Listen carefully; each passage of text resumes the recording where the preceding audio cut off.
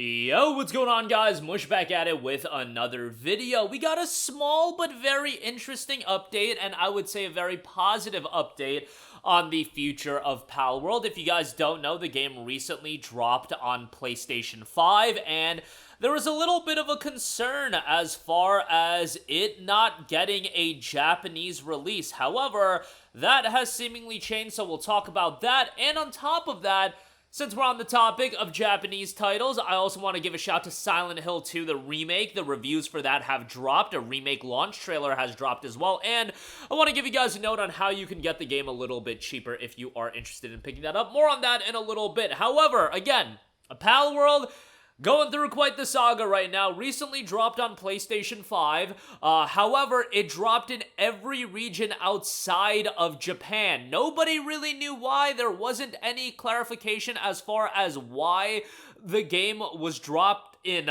68 countries and regions, but Japan was not one of them, and that is the home of the Palworld development studio in Pocket Pair. So obviously, with everything going on with Nintendo versus Pocket Pair, that caused a lot of concern as far as why the game wasn't available in Japan. But now, the game has officially dropped in Japan for 3,400 yen. Pocket Pair has officially announced. Now, it's unfortunate whenever a situation like this happens that we don't have transparency as what is going on. Why wasn't this game dropped in Japan? However, I would imagine that whenever you are in the midst of a legal battle, you have to be very, very selective with what you say in public, especially because anything you say can be used in the court of law. Again, I don't understand legal proceedings like that, and Japan's legal system and, the legal system we have here in the States are two different things. That's why, even with that PC Gamer article that I found very captivating as far as some insight on how much ground Nintendo has covered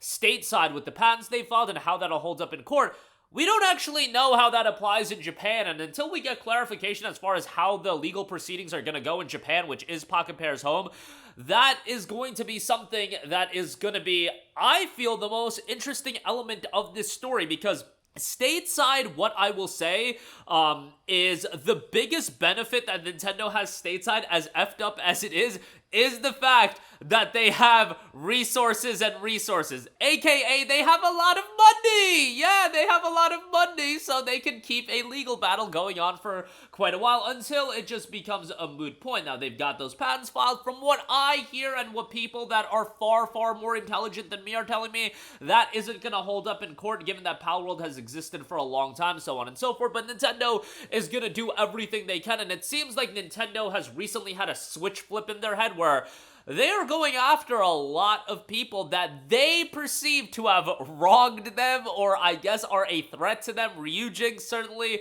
they worked out a deal with that. Yuzu, and now Palworld as well. No, I don't think they're gonna go after Nexomon. I don't think Nexomon is gonna have the issues that Palworld has. I bet you guys can figure out why. I don't think Nexomon's gonna have those issues. Although I don't think Dragon Quest Monsters is gonna have those issues, which, ultimately, I do find that to be a little bit comedic, to say the least. But seems like they're continuing to roll out updates, and honestly, one of the more interesting elements out of all of the ongoings with Palworld recently is the fact that Krafton jumped on board and they signed a deal for a mobile version of Palworld. I find that to be even more fascinating than this PlayStation 5 release, because that's an outside entity coming in and being like, hey, we are gonna work with Palworld and we're gonna develop this mobile version of the game. I don't know when that version, or excuse me, when that deal was actually signed. It could have been that they were in talks well before this lawsuit came to the table, and they probably were,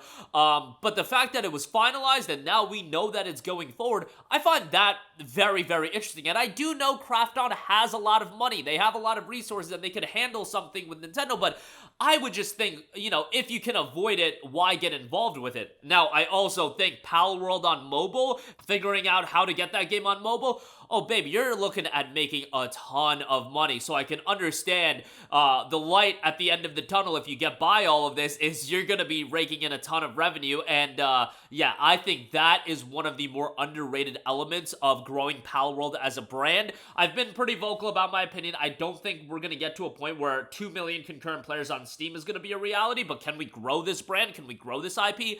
Absolutely, and I think a mobile release would make all the sense in the world because you would cater towards a totally different audience. You'd be exposing and making Palworld accessible to a totally different audience, much like the PS5 version does at a smaller scale, but you're still now getting this game available to a different market. The console market, I've always said, I view it to be different than the PC market, and now while it was available on Xbox, you're getting it on a console that is far more popular. In Japan, the PlayStation 5 is orders and orders of magnitude more popular than Xbox.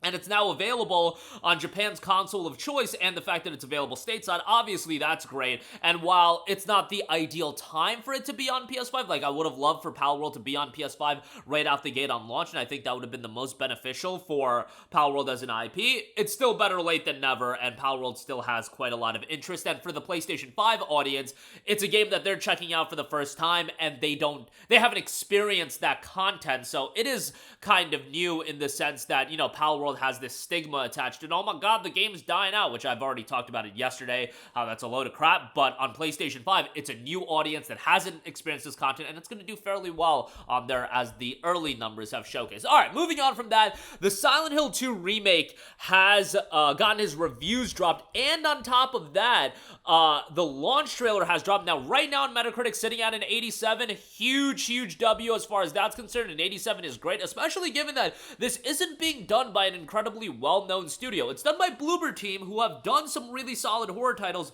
They did The Medium, which I thought was super underrated. They did Observer. And they're a talented team, but they're not that well known. Now with the Silent Hill 2 remake, I think this will definitely be a coming out party for them. And inherently, Silent Hill 2 is an iconic video game, and it was always going to have a level of interest. We also have the remake launch trailer, and I do want to let you guys know that if you're going to be trying to play this game on PC, if you're trying to play it on PC, you want to go to Green Man Gaming. It's 22% off for $54.59. You get a Steam key for the game. You don't have to pay tax either. You get a Steam key that redeems directly on there, and you'll be good to go. You'll be able to download and play the game come October the 8th. Now, it should also be noted, there is a deluxe edition for the game, and that does offer you 48 hours of early access.